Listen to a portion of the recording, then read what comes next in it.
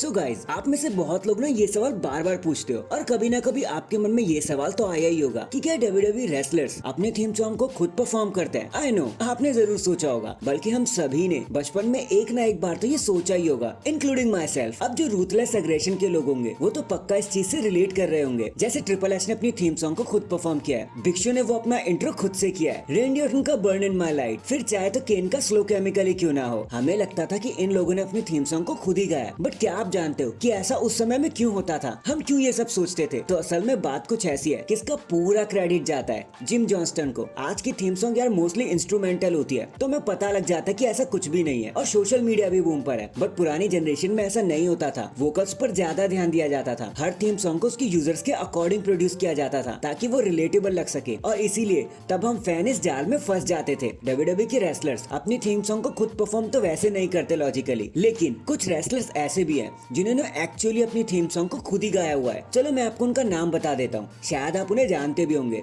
जिन्होंने खुद अपनी थीम सॉन्ग को खुद ही गा दिया।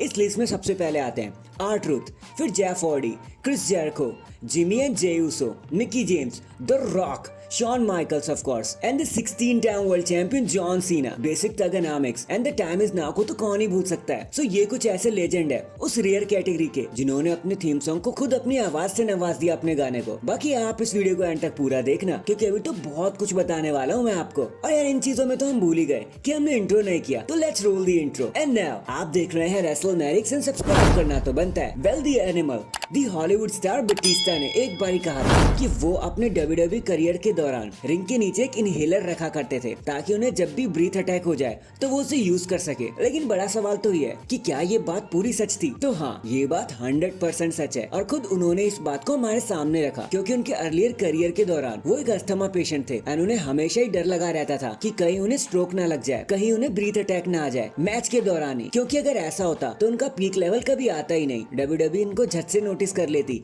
और फिर उनको साइड लगा देती। इसलिए वो रिंग के नीचे एक इनहेलर रखा करते थे ताकि सब कुछ स्मूथली हो सके और टाइम टाइम पर वो मैनेज कर सके और उन चीजों को यूज कर सके अगर जरूरत पड़े तो। बट थैंक गॉड उन्हें इस इनहेलर की कुछ खास जरूरत नहीं पड़ी। वैसे इसके बारे में उनके करीबी दोस्त triple H and Rick Flair दोनों ही जानते थे, but still hats off to the legend Batista कि आफ्टर ऑल दीज इयर्स इतनी खतरनाक परफॉर्मेंस के बाद भी उन्होंने हमें कभी पता ही नहीं लगने दिया कि वो इतनी बड़ी प्रॉब्लम से जूझ रहे थे। तो भाई सलाम है आपको, #रिस्पेक्ट बटिस्टा। नेक्स्ट एक सवाल और अक्सर आप लोग पूछा करते हो कि जब डब्ल्यूडब्ल्यूई को पता है कि फैंस को रूथलेस एग्रेशन कितना पसंद है, ब्लड एंड फ्लैशी कंटेंट देखना कितना अच्छा लगता है फैंस को, तो डब्ल्यूडब्ल्यूई इसको जल्दी से अप्लाई क्यों नहीं कर देती? क्या वो ये सब नहीं जानती? उनके लिए तो ये करना काफी आसान होगा ना, उन्हें तो बस एक ऑर्डर पास करना है और सब कुछ पहले जैसा हो जाएगा। तो अगर आप भी ऐसा सोचते हो तो आप कम्प्लीटली गलत हो, ऐसा कुछ भी नहीं है। डब्ल्यूडब्ल्यूई को बहुत सारे जवाब देने होते हैं, क्योंकि हमें तो यही लगता है ना कि ये सारा ट्रिपल एच और डब्ल्यूडब्ल्यूई का डिसीजन है, लेकिन ऐसा नहीं होता। देखो गाइस, एक तो चैनल की डिमांड सुननी ही पड़ती है, फिर से आप कुछ भी कर लो, उसके बाद बची हुई कसर स्पॉन्सर्स पूरी कर देते हैं। जो भी पैसा बच्चों से और दूसरी एड से आता है वहाँ से डब्ल्यूडब्ल्यूई की कमाई होती है, और वो इमीडिएटली रुक जाएंगे अगर ऐसा ब्लडी और फ्लैशी कंटेंट आए तो, क्योंकि बच्चों के ब्रांड्स और बाकी ब्रांड्स ऐसे शो से कभी पार्टनरशिप नहीं करेंगे जिसमें एडल्ट कंटेंट आते हो, लोगों को जिससे दिक्कत हो। And last but not the least,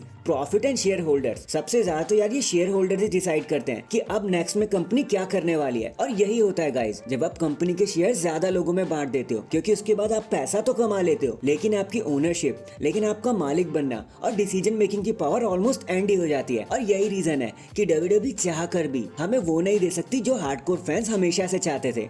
तो ध्यान रखना आपसे इस बात का। And in the and WWE के पास तो इतने बड़े बड़े स्टार है यार, American nightmare Cody Rhodes, CM Punk, Roman Reigns, John Cena, concept की भरमार है उनके पास, एक लेजेंडरी स्टार कास्ट है। तो डब्ल्यूडब्ल्यूई हर शो पर इनको बुक क्यों नहीं करती? इससे नॉट ओनली डब्ल्यूडब्ल्यूई की व्यूवरशिप बढ़ जाएगी, बल्कि आई बॉस की तो लाइन लग जाएगी, कोई दिक्कत ही नहीं आएगी। तो डब्ल्यूडब्ल्यूई इसको सीधा सीधा अप्लाई क्यों नहीं कर देती, सबको एक साथ बुक क्यों नहीं कर देती? तो इसका सीधा सा जवाब है भाई, बजट कट। डब्ल्यूडब्ल्यूई जो भी शो करती है, फिर चाहे वो NXT हो, मंडे नाइट रॉ हो या स्मैकडाउन हो, या फिर कोई बड़ा मेजर इवेंट ही क्यों ना हो, सबके लिए लिमिटेड बजट होता है। डब्ल्यूडब्ल्यूई उससे आगे नहीं जा सकती एंड उसी हिसाब से वहाँ पे मैच कराए जाते हैं और स्टार्स को बुलाया जाता है। अगर डब्ल्यूडब्ल्यूई सबको एक बारी में बुला लेगी तो नॉट ओनली डब्ल्यूडब्ल्यूई का बजट हद से ज्यादा बढ़ जाएगा, बल्कि स्टार्स की जो पावर होती है और वैल्यू होती है वो भी कहीं ना कहीं डाउन हो जाएगी। इसलिए हर शो पर हर पर्सन तो नहीं आ सकता यार। देखो, ultimately it's all about profit and money. WWE को जहाँ से ज्यादा पैसा मिलेगा डब्ल्यूडब्ल्यूई वही डिसीजन लेगी। हाँ, मैं मानता हूँ डब्ल्यूडब्ल्यूई हमेशा एक मोटो कहती है कि देन नाउ फॉरएवर टुगेदर और फैंस की सुनते हैं, लेकिन अल्टीमेटली उनको भी प्रॉफिट ही चाहिए भाई, और उसी से ही कंपनी चलती है। So that is it guys, अभी के लिए तो बस इतना ही। होप मैंने आपको सारे ही सवालों के सटीक जवाब दे दिए होंगे, और अगर आपको ये वीडियो पसंद आई है तो कमेंट करके जरूर बताना, और कोई सवाल हो तो वो भी कमेंट कर देना, उससे अगली वीडियो में कवर कर लेंगे। एंड चैनल पर नया है तो चैनल को जल्दी से लाइक एंड सब्सक्राइब कर दो। बाकी मैं मिलता हूँ आपसे किसी और अपडेट के साथ, तब तक के लिए अपना ख्याल रखें और खुश रहें।